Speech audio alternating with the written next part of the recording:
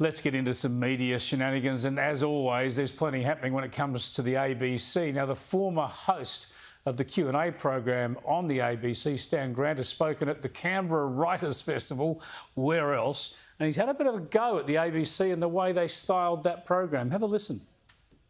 Go on Q&A, and the first thing you do is you introduce a panel that have more often than not been picked because they have conflict rather than seeking to find connection. And then you say, go on social media. Basically, form your lynch mob, pick the person you hate, and pile on. Now, no, I can't do that. I can't do that anymore. Let's bring in Sophie Ellsworth now, the media writer for The Australian. And Sophie, you're joining us from Melbourne. I believe you actually went along to that event on the weekend. All power to you, the courage to sit through it. That was some sensible words, though, from Stan Grant there. That's exactly what they do, usually have a token conservative so all the Twitter mob can pile in on them.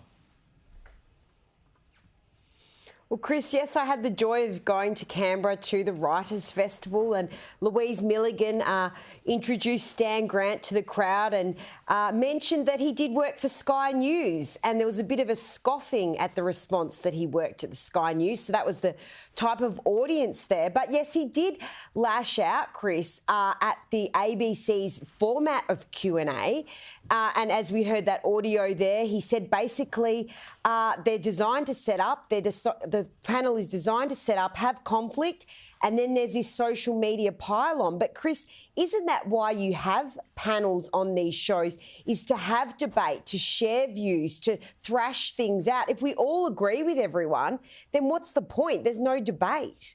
Yeah, I think you're right. You need all angles there, but I think his point's probably a little bit different in that they usually have a stack of 5 versus 1. You know, they tend to have 5 green left and they have 1 token conservative, and usually they'll pick someone, sometimes a little bit of a fringe dweller, they try and pile onto them. It is shocking, a shocking way to run the show, and they play to this Twitter pile-on.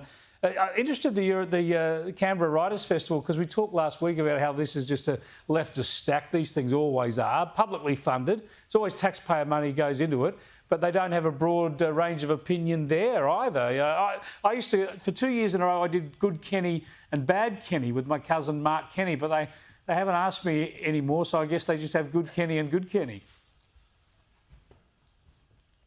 Well, that's the thing, Chris, at these writers' festivals. They're all left-leaning. It's a heavily, as you said, green-left audience. You can tell by the responses. There was certainly no conservatives that I could see on the run sheet. So that's what these writers' festivals are, and particularly one in Canberra was exactly that. Now, there's a bit of talk around that Ita Buttrose might get another term as chair at the ABC, even though she's into her 80s now. We'll see what happens there. I think she's more than capable. She's pretty sharp. She just hasn't done much at the ABC